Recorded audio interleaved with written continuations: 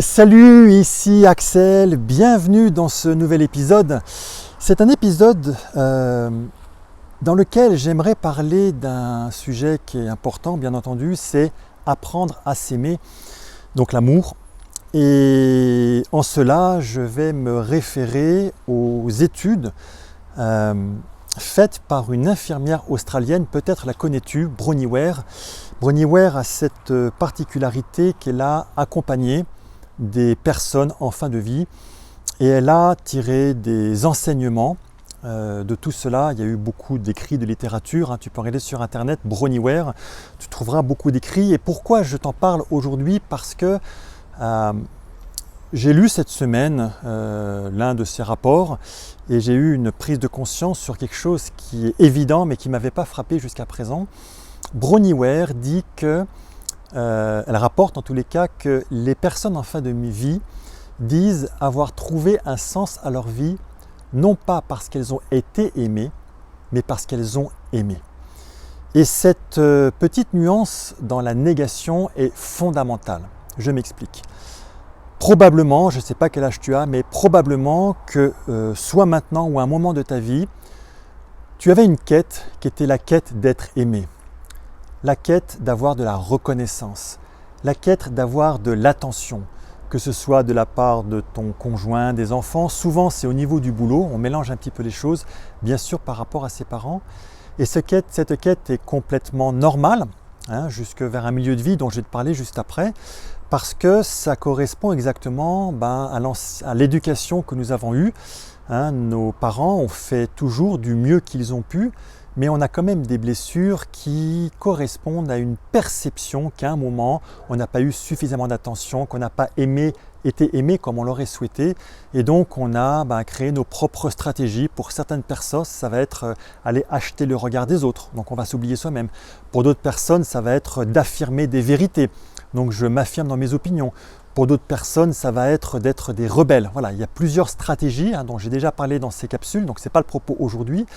Mais ce qui fait que lorsqu'on a 15-20 ans, on a bien sûr la vie devant soi, on a plein de rêves, on est enthousiaste, on a beaucoup d'énergie et souvent ce qu'on fait, on dit je vais avancer, je veux que mes rêves se concrétisent.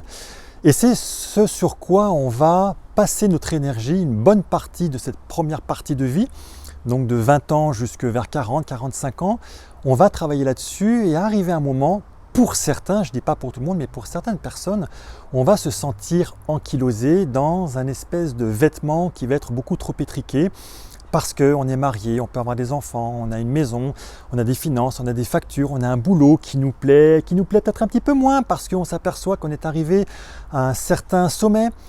Et en fait, on se retrouve un peu comme ankylosé, comme je le disais, mais on est un petit peu dans une perte de sens, on ne sait plus quoi faire. Et c'est souvent vers ce milieu de vie où il y a un passage, où il y a un changement fondamental qui se passe. Et je suis très bien placé pour pouvoir t'en parler, et très souvent, quand on arrive à faire ce passage correctement, cette deuxième partie de vie, souvent elle est absolument formidable parce que elle est beaucoup plus riche. Parce que, comme disait mon fils, quand j'ai eu 50 ans, il m'a dit « Papa, tu n'as pas 50 ans, tu as 20 ans avec 30 ans d'expérience » et il ne croyait pas si bien dire que ça. Et en fait, ce qui se passe pendant ce milieu de vie, c'est qu'on s'aperçoit que l'on commence à avoir besoin de s'écouter. On a besoin d'accepter un certain nombre de choses parce qu'il y a peut-être des rêves qui ne se sont pas réalisés. Ce rêve de vouloir être patron d'une entreprise ou quoi que ce soit, ça c'est un exemple. Et peut-être que c'est un deuil qu'il faut faire parce qu'on va aller chercher autre chose.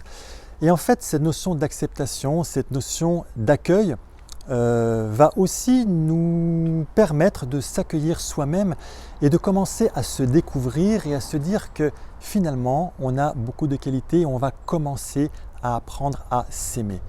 Et ce qui est extraordinaire, c'est que lorsqu'on arrive à faire ce passage-là, justement, on arrive à être beaucoup plus authentique vis-à-vis de soi, mais aussi vis-à-vis des autres.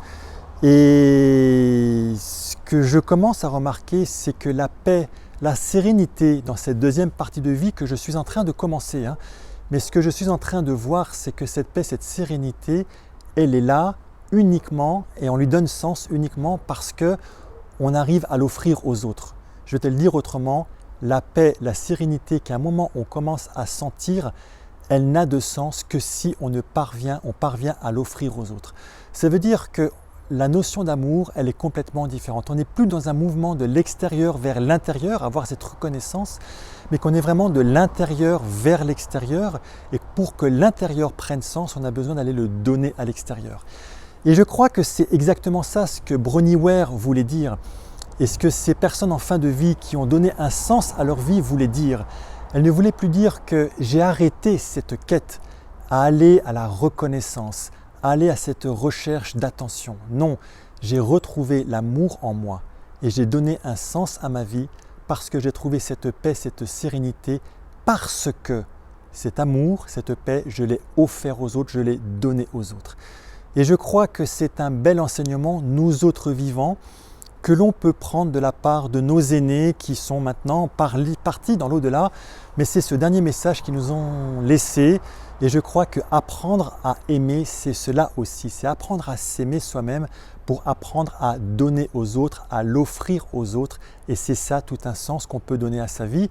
Et je crois que dans cette partie de milieu de vie où tous, on se cherche un petit peu, eh bien je crois que cette notion-là, elle a sa place et j'ai même envie de dire qu'elle est au cœur. De donner un sens à sa vie, c'est comment je peux contribuer, comment je peux donner. Je suis un giver, je ne suis plus un taker comme disent les Anglais. Je ne prends pas. Et j'ai pris pendant toute une première partie de ma vie, cette deuxième partie de vie, je vais commencer à redonner pour aller à la suite. Voilà ce que je souhaitais partager avec toi par rapport à cette notion d'amour, où les personnes qui disent avoir eu un sens dans leur vie sont les personnes qui ont donné l'amour et non plus des personnes qui ont reçu uniquement de l'amour. Voilà, je te laisse avec ça. J'espère que ça t'inspire pour ta journée, que ça va t'aider bien sûr à devenir un meilleur humain parce que tu sais, on a besoin de toi pour faire aussi un meilleur demain. Quant à moi, je te retrouve demain pour un nouvel épisode de cette série des Golden Hours. Ciao!